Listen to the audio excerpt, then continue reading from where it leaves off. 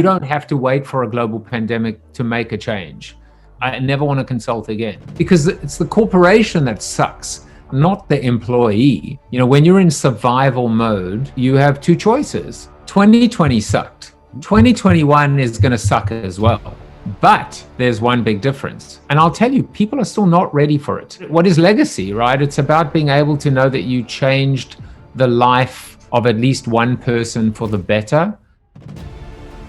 Joseph Jaffe is a serial entrepreneur, master provocateur, innovator, and author of 5 best-selling books, including his latest, Built to Suck.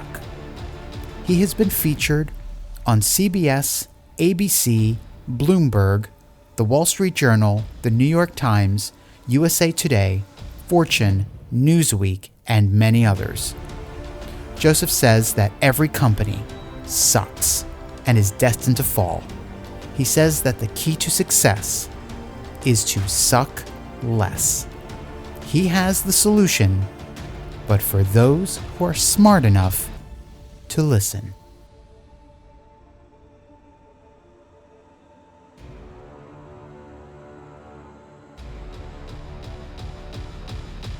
Joseph, it is amazing to have you on the podcast today. Thank you for joining me.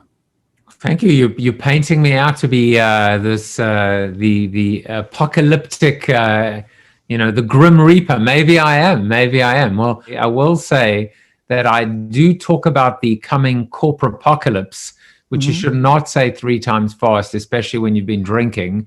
And there are 4 horsemen, because every good apocalypse needs 4 horsemen. And so, for a corporation, it is size, age, being a public company, and culture. But that's, another story for another day. I actually want to get to know you a little bit. And I want to turn the clock back before you were Joseph Jaffe of today.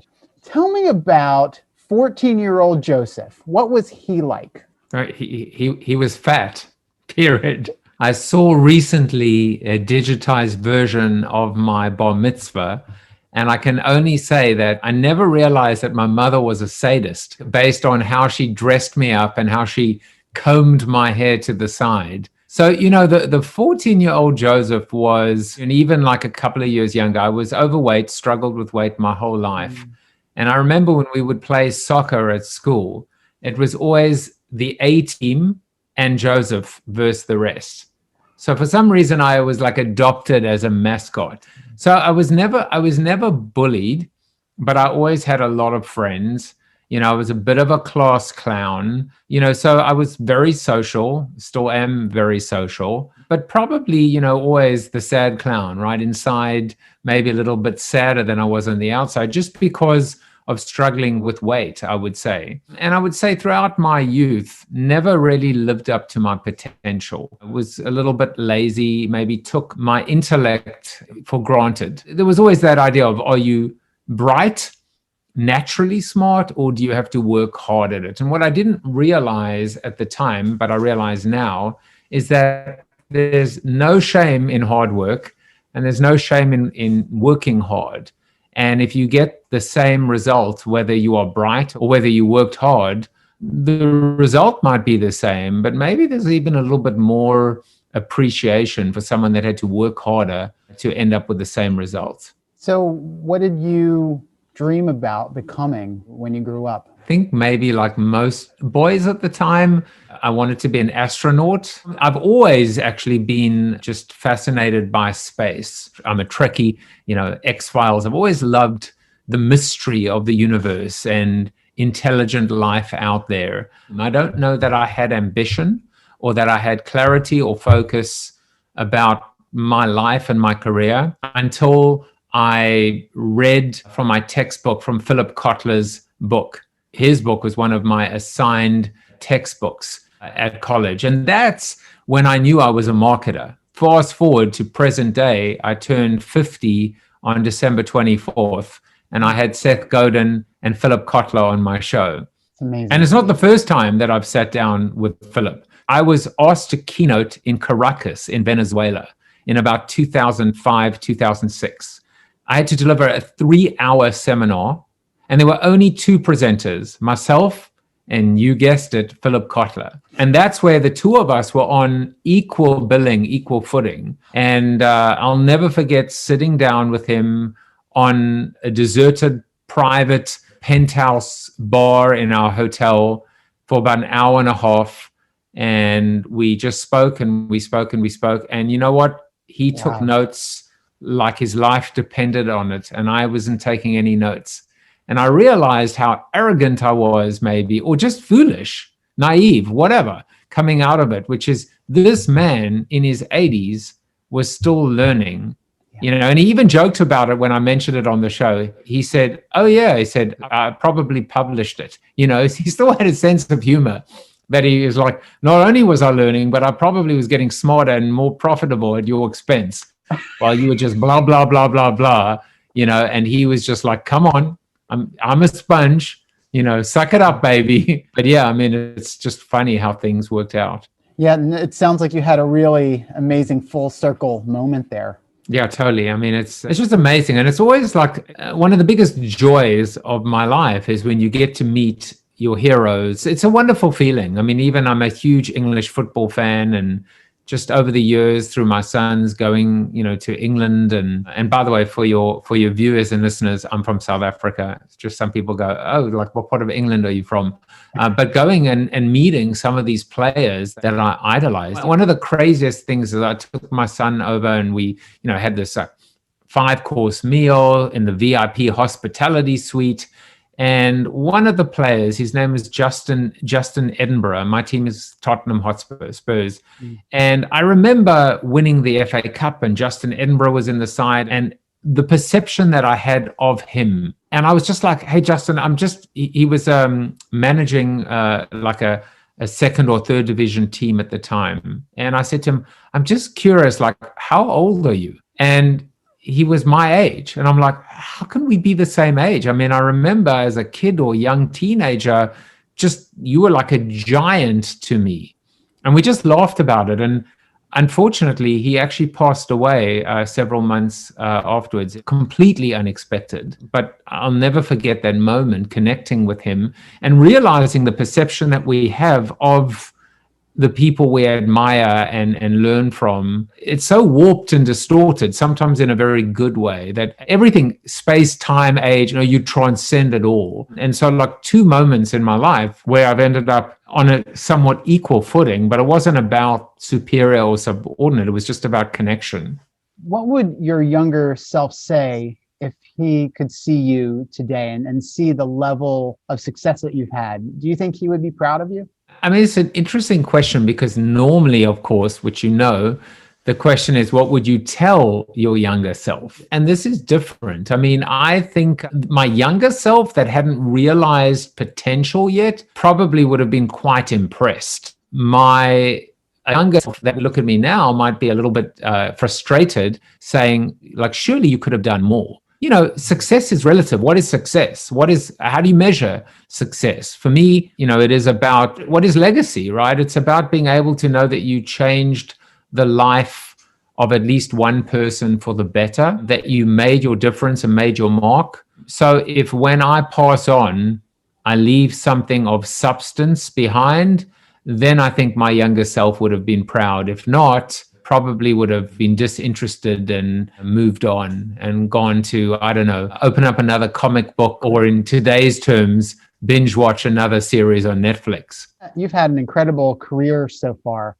At what point in your career did you shift from working for somebody else to becoming an entrepreneur? Because that's a pretty big leap.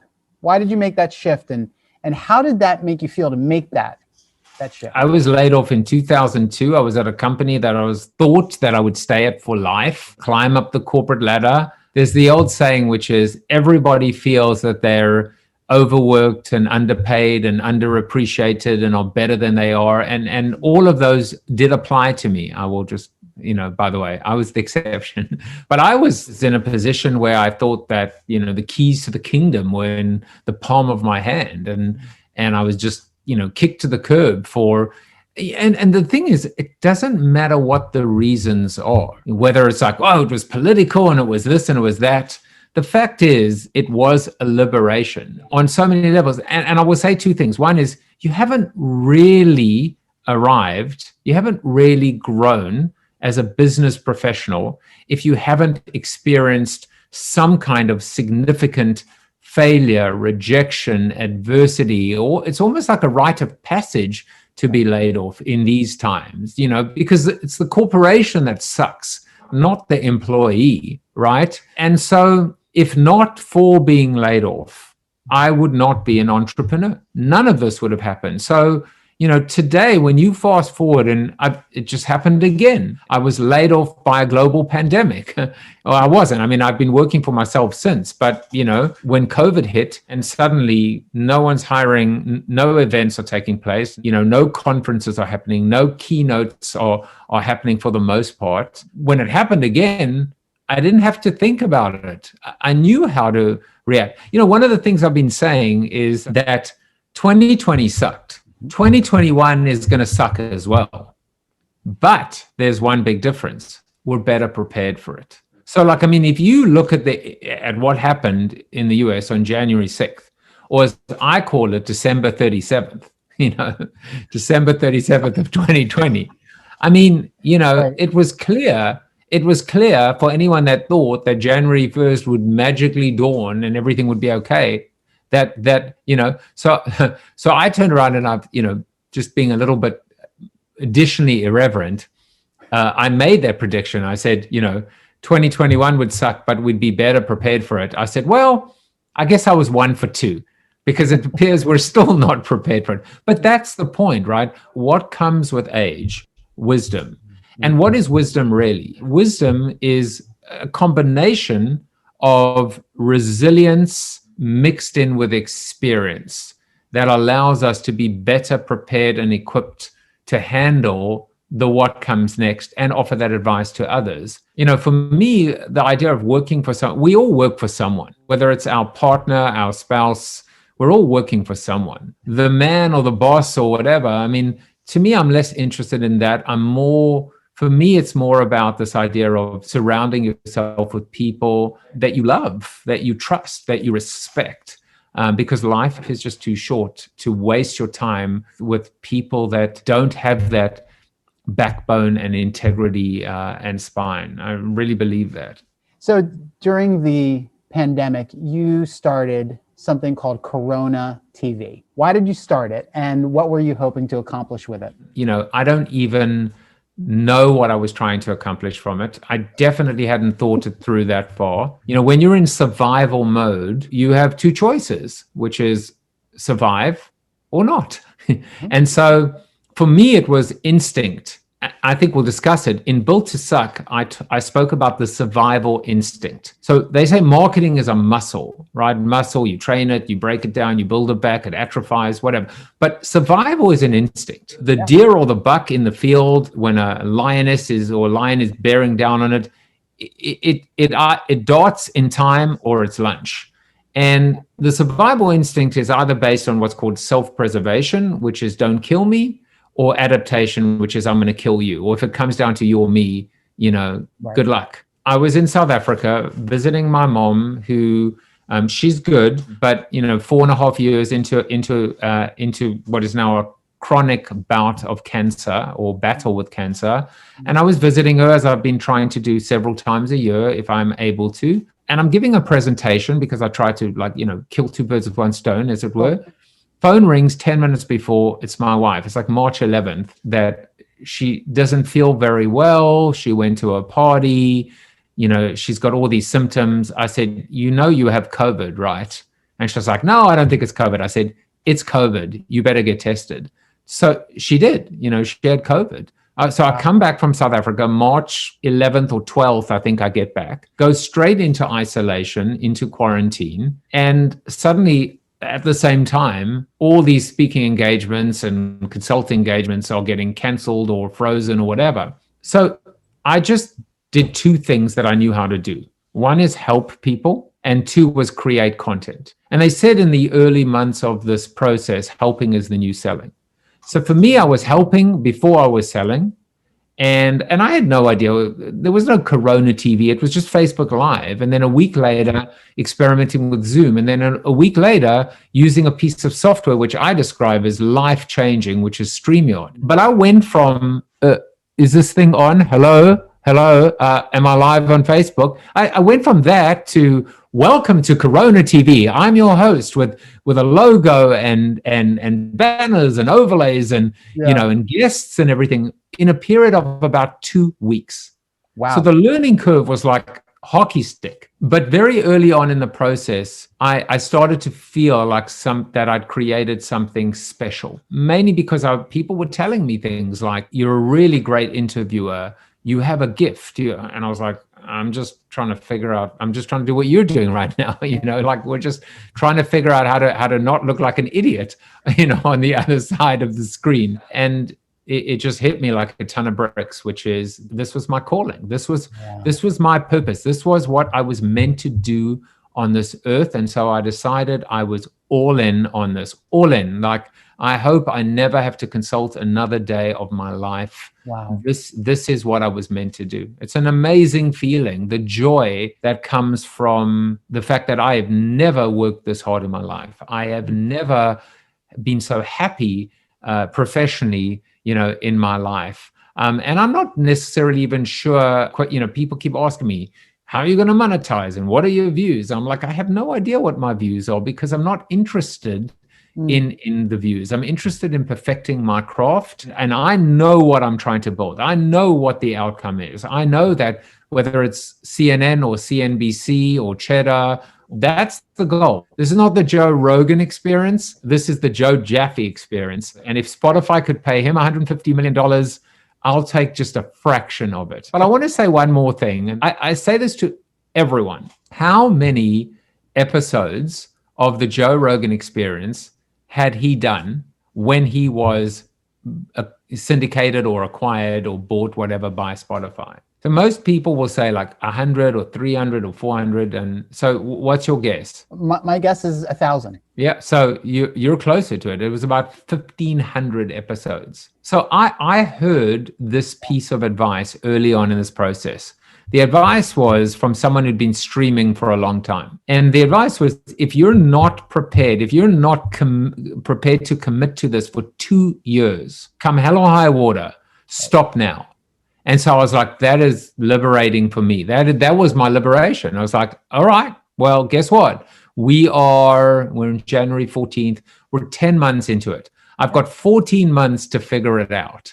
14 months right now. 14 months to answer the question about monetization and answer the question about views and hits and downloads and, streams. And that for me was just the best, which is, if you understand the path that you're on, if I'm running a marathon and I know it's 26.2 miles, then I'm going to pace myself accordingly and I'm going to train accordingly. And I'm going to make sure that I'm not sprinting too fast, too soon. And that's the approach I've taken. Tell me about some of the guests you've had.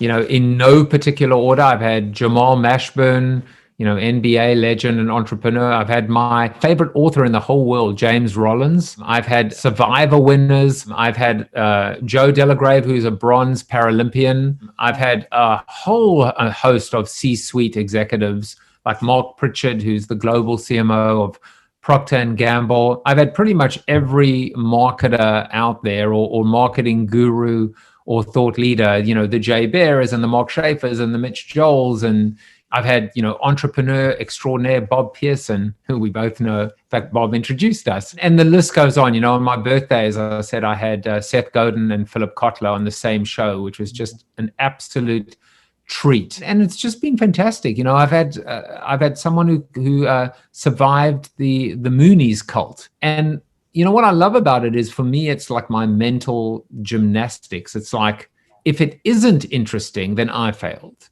So it's not about whether they're interesting or not. Everyone is interesting. Everyone has a story. Everyone has a connection. My goal as an interviewer and a host is to find and make that connection. So that's why like every show is a new challenge for me. And, sometimes I have a bad show, and I've actually said to people, 2 pieces of advice. One is you have to forgive yourself. And the second is you need a bad show, because it allows you and it helps you appreciate the good shows. And without a bad show every now and then, how on earth are you going to grow and triangulate and pivot and adjust? What are some of the things that you've been learning from your guests? There are a lot of common threads or common themes. One has been conscious capitalism, or the evolution of capitalism, not socialism, but capitalism, the evolution. We don't have to make so much money. We can actually make money and be happy and make the world a better place. They're not mutually exclusive. I love talking about optimism and happiness and love. And, Dr. Harry Cohen, who wrote the book, Be the Sun, Not the Salt. Today, I had Martin Lindstrom, who just put out a book called The Ministry of Common Sense. By the way, another tip, so this came through the show as well. Hide self-view on Zoom, right? My self-view is hidden. I can't see myself right now. I can't fall in love with my own reflection right now. I can only fall in love with you or your reflection, So that's another thing as well. I wrote this in I think my second book, which was called Join the Conversation, or maybe my first book, which was called Life After the 30-Second Spot. I said, production is the new consumption. So when we are producing, we're actually consuming.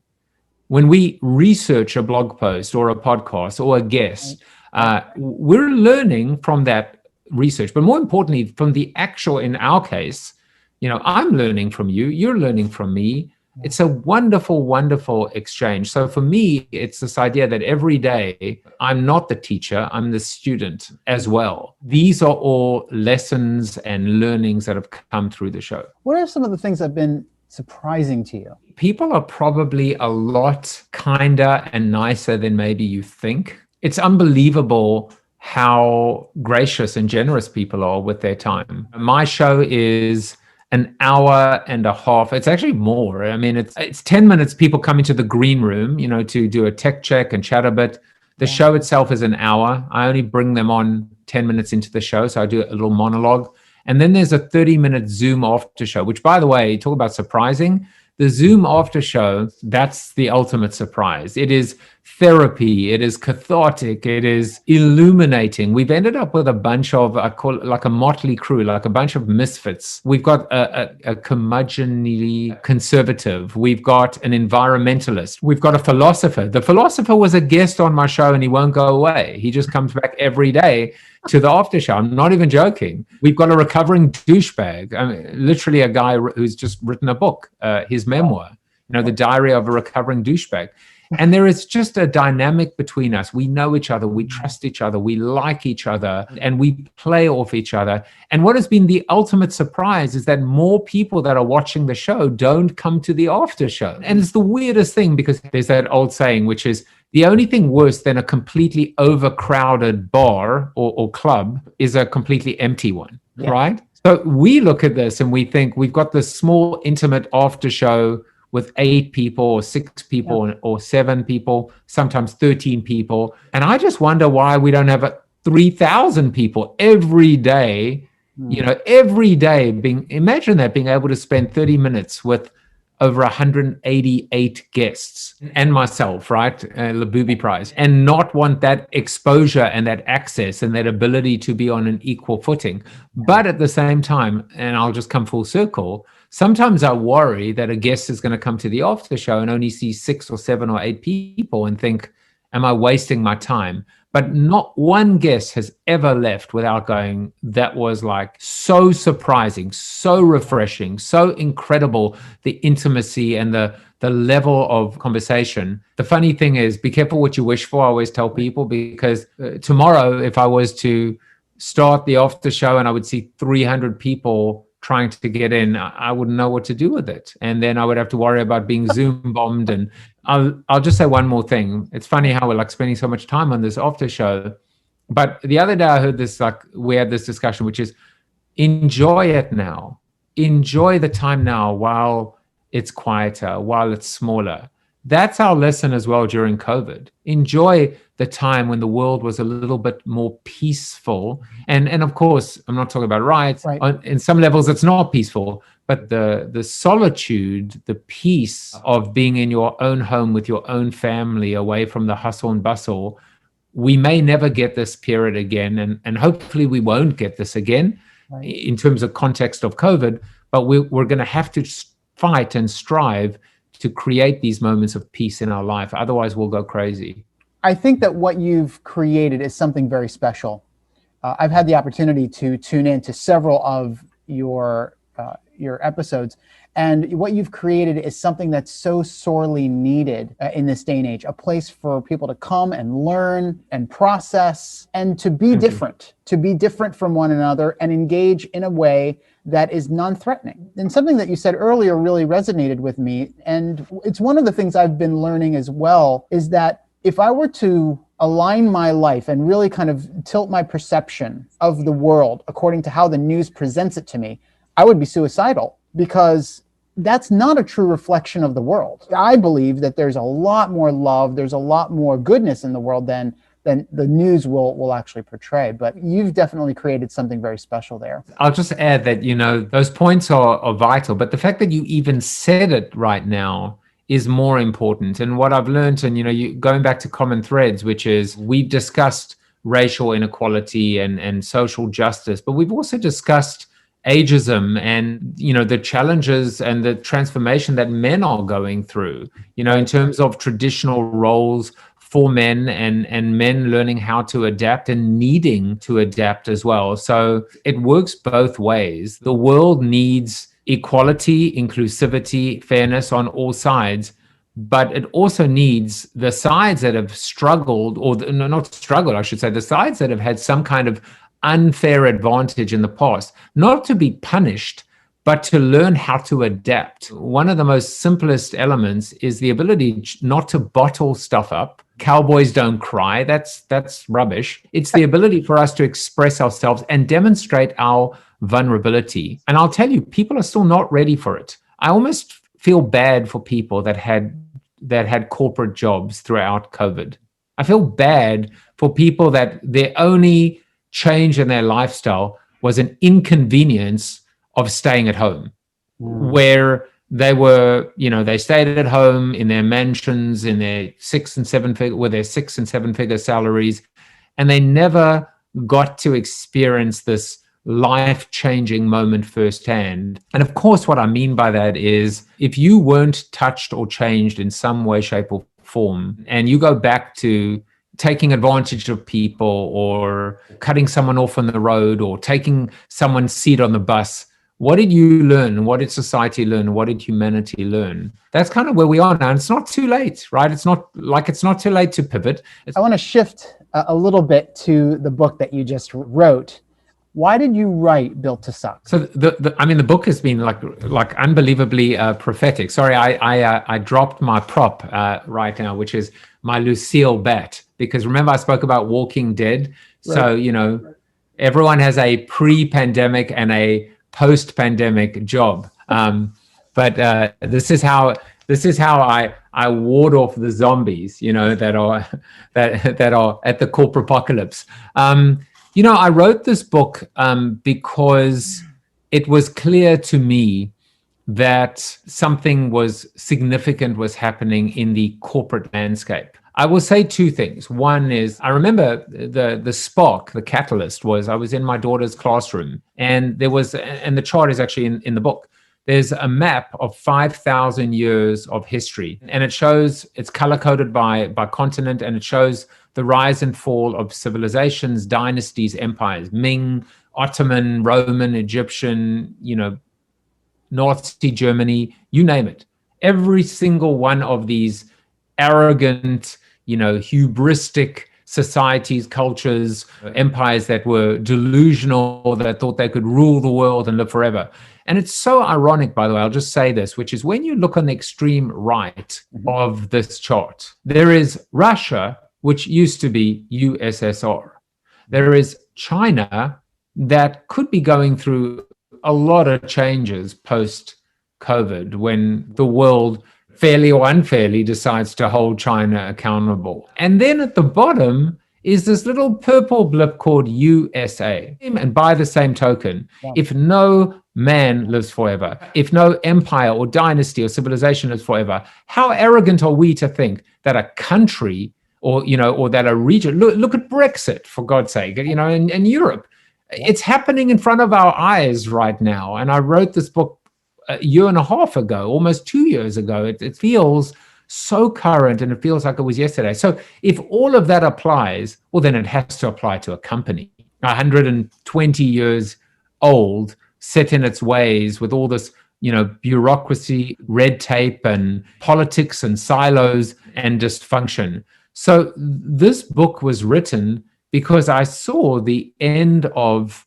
this corporate world, where the business model of big business is broken, where the very thing that helped these companies grow, because it's about growth, the very thing, size, scale, economies of scale, efficiencies of scale, being a blue chip, multinational, global brand with all these networks and resources, has now become a growth inhibitor, is the albatross around its neck, because they're slowing down when the world is speeding up, and they've just lost their competitive edge. We are in the entrepreneurial revolution. We're not in a corporate evolution. And even since the book was written, we've seen several companies that I even put on the cover of the book. There was Kodak, and there was Blockbuster, and there was, Toys R Us. But there was also, and I just did that very tongue-in-cheek, the likes of McDonald's and GM. And guess what? There's Sears and JCPenney on the cover, many months later. So it became kind of obvious to me that we were living through a massive, massive change without even getting into, the rise of the Instagram merchant or millionaire. A lot of people say that COVID was the great digital transformer, chief transformation officer, and that is not true. All COVID did was accelerate, as I call it, digital catch-up. And what COVID has done is it has accelerated demise, and it has accelerated growth. So some companies have figured it out. The companies that came into this with a plan B, with that buffer, and for the rest are falling by the wayside. So what about like these really, really large companies like Apple and Google and Amazon and Disney, for example? Are they also inevitable? Inevitable. Well, as I wrote in the book, the second horseman is age. If you think about the crotchety, sickly, set in their ways, get off my lawn, that it's kind of that analogy. People ask me that question. They said, well, what about Amazon? What about Google? What about Facebook? And I said, well, Facebook already sucks. So let's just, put that out there, right? But then, I'll read you the inside cover. This was my moment of zen, almost a couple days before the book goes to print. And I made sure that I actually put this on the inside cover. In late 2018, Amazon founder Jeff Bezos addressed his entire staff in an all-hands meeting. Amazon will fail and go bankrupt one day, he said. Your job is to delay this for as long as possible. And I was like, wow. If he could say that about Amazon, then what company on this planet would that not apply to? And of course, when you look at these gigantic companies now, the 800-pound gorilla is the 8,000-pound gorilla. But they're going to go through some real pain points with respect to, we saw advertiser boycotts during, leading up to the general election here in the US. But more importantly, antitrust efforts. Amazon has had some severe allegations against it, especially with respect to the fact you've got these merchants on Amazon, and Amazon's just looking at the data and looking at who's growing and just coming up with an Amazon white label brand. They're all connected. The kiss of death for a corporation is being a public company, because the minute that happens, I talk about short-termitis. The minute that a company becomes public, that company is beholden to external shareholders, quarterly earnings, and short-term thinking. And that is the beginning of the end. So in order to suck less, the key to success is to suck less. Well, that's just short-term. Just suck a little bit less than your opposition. But ultimately, what companies have got to be able to figure out, you can't reverse time, right? You can't, size can be a strength, especially if you use it to change the world. Age is relative. The Business Roundtable has come out recently with this idea that the purpose of a corporation is to serve all stakeholders, not just external shareholders. So if a company can live that idea, every stakeholder, customers, employees, partners, vendors, community, and shareholders. And then, of course, the fourth one is culture. So the keys to thrival or return to growth are, I'll mention them quickly. One is being able to kind of, see off those horsemen, with the bat. Number two is a concept that I talk about called embrace your heresy, which just basically, like a heretic would, is turn your back on your customer, fire your customer, or leave money on the table. What if you fired yourself? What if you, funded your... I come up with these 10 heresies. Each one of them sounds more insane than the next or the previous one, but they've all happened. Leaving money on the table, slaughtering the cash cow. What did Netflix do when they shipped their billionth DVD? They shut it down. They turned their back on the cash cow. What did REI do on Black Friday? The most successful shopping day on the calendar? They said, get outside. We're closing our store. We're all about outdoors. Connect with your family. How ironic and foretelling that was that now Black Friday is not a thing anymore. A, because of COVID, but B, post-COVID, Black Friday is not going to be what it used to be in this age of materialism. Finally, the 4 growth pillars, which are digital disruption, custom obsession, talent resurrection, and corporate citizenship. So just my take on digital disruption or transformation, customer service, but I call it obsession. So does Jeff Bezos. Talent, which is all about, I say ban the employee. Like we should stop thinking of our lifeblood, our talent as employees punching in, punching out.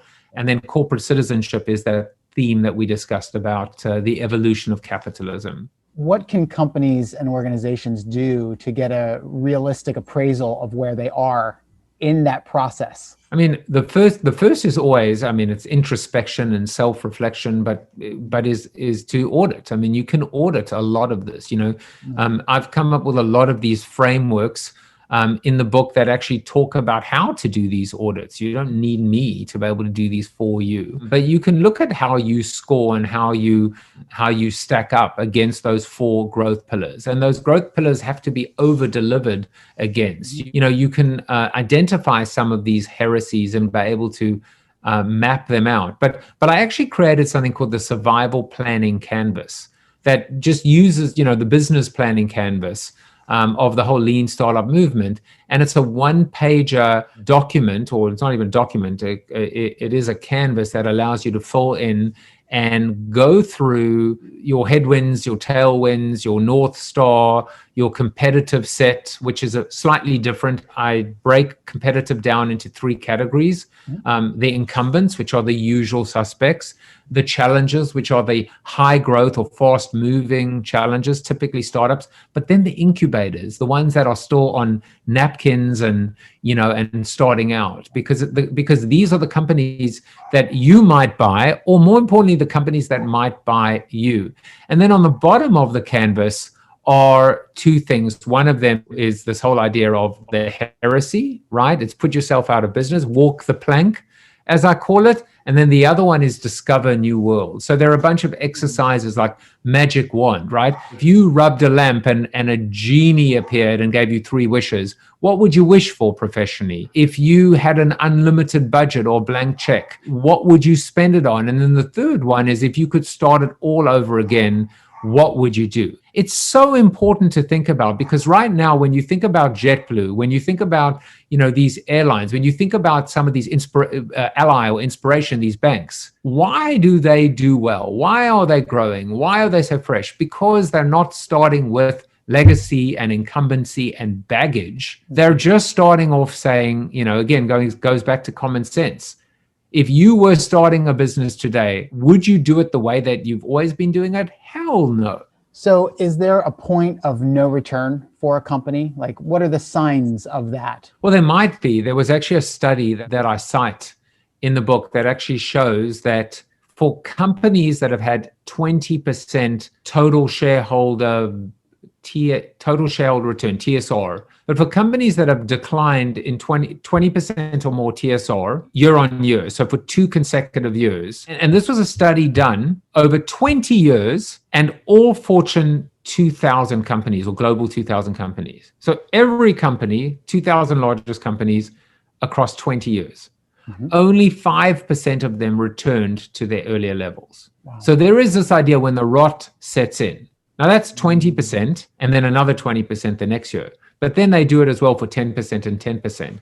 That is absolutely the point of no return. But in many cases, it comes down to, the boiling frog syndrome. The saddest part is that most of these companies don't even realize. They're like, I'm feeling very comfortable right now. But, the enemy of innovation is comfort. And that oftentimes is the beginning of the end. Where do you think the rot is in a lot of these companies? I have a little bit of a little tangent, which is I decided that I would never, ever say to someone again, well, that's a good question. That's a great question. Because I find it to be like very patronizing. And often the question isn't really a great question. So it's like, screw you. Like, you don't, I know it's a great question. I asked it. But what I would start to say is that's a question I haven't been asked before. In this case, you asked a different question in a different way. So I believe that the rot in a company, a lot of it is culture related, but the rot is in the core, it's middle management. Now, when I said you asked a different question in a different way, a lot of people ask me the question, how do we sell this through to senior management? How do we sell this to our boss? And my answer is, there actually are 4 cells. There are 4 directions that change has to happen in and through and from. Top down, sure, you got to sell it through top management because it's got to trickle down. Bottom up, which is, your lifeblood, your entry level, your Zoomers, whatever you want to call them, Gen Z. But the rock face, right? The rock face. Outside in, whether it's shareholders, stakeholders, or journalists, or thought leaders, or just getting fresh thinking people like you and me, right? So that we are writing and streaming and commenting favorably on what a company's doing versus write about them and built to suck. But inside out is the rot of middle management. And it's not to say that middle management are rotten, but they've been left behind. They're stuck in the middle. And that change has to happen from inside. They're the ones that aren't any closer to the golden, to the parachute, to counting down the days for retirement. They're the ones that are being kicked to the curb and finding themselves in their mid-40s and mid-50s and even 60s saying, we have no more choice. We have no more options. We're completely stuck now.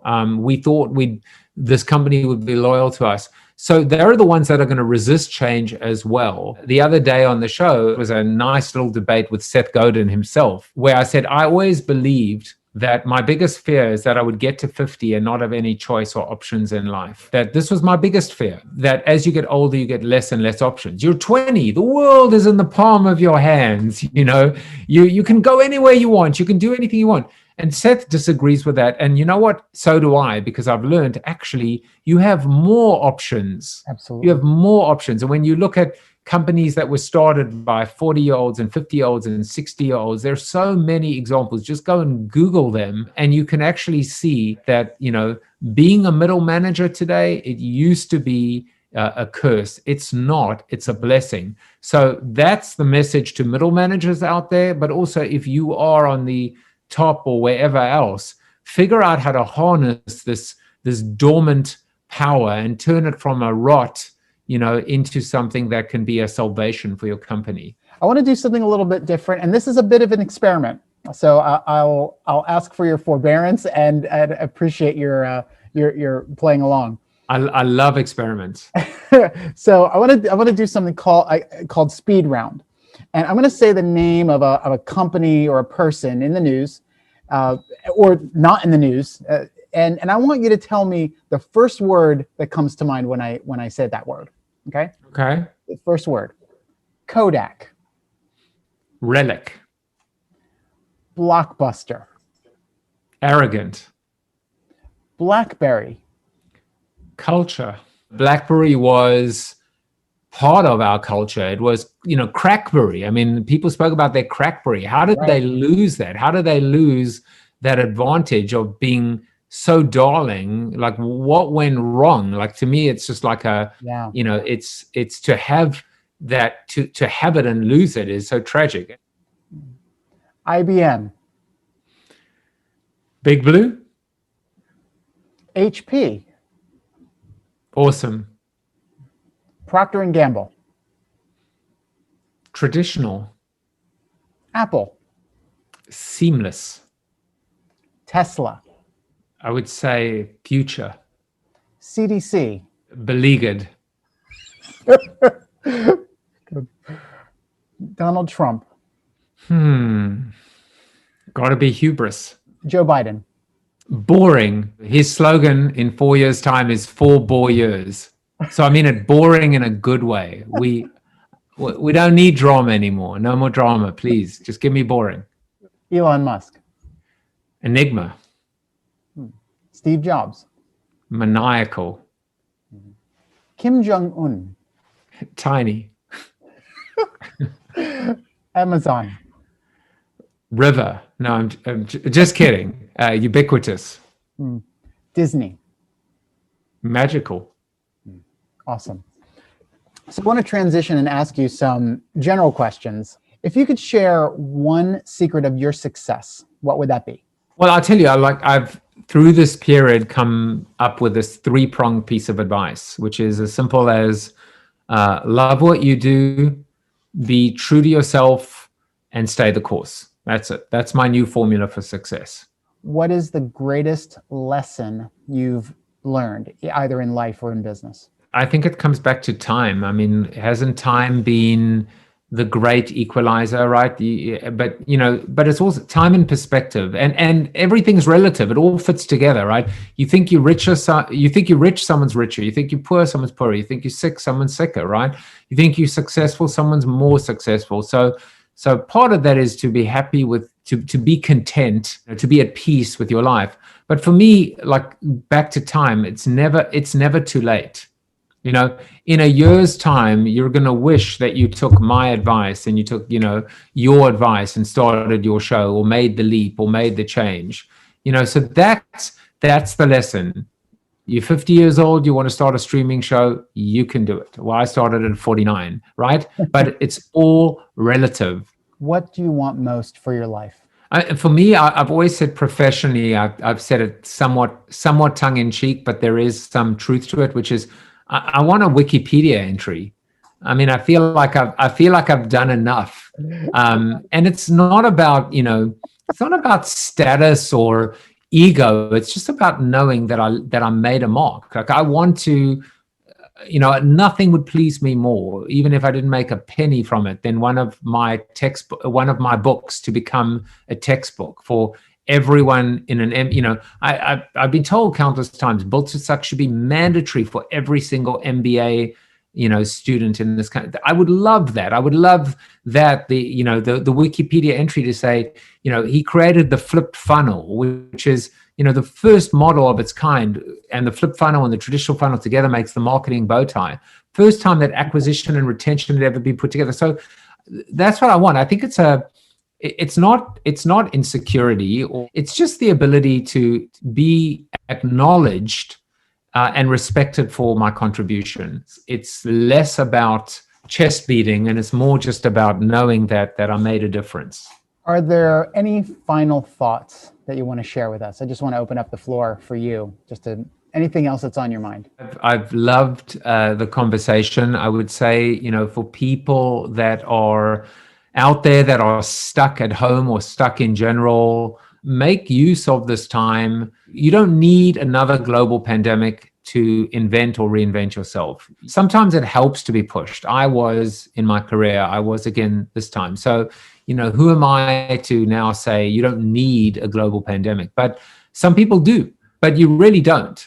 You really can just do it. Greatest marketing tagline and piece of advice, personally, professionally, for anyone in the world at any point in time ever, right? And so I would say right now, if you're not ready to blow everything up and start again, you don't. But if you're looking for inspiration, come on over and join this CoronaTV movement or community.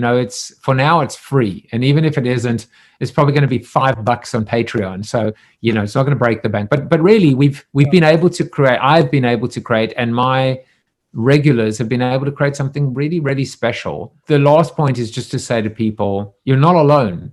You never were, and you never will be. And the thing that's so amazing is right now, you and I, right? Mark, you and I, we're 4 feet apart. This is what I learned from David Meerman Scott, who was on the show. We are 4 feet apart. That is about as intimate as you can get. If we could reach out, we could shake hands, we could high five one another. This is an inner circle, right? This is what's known as personal space.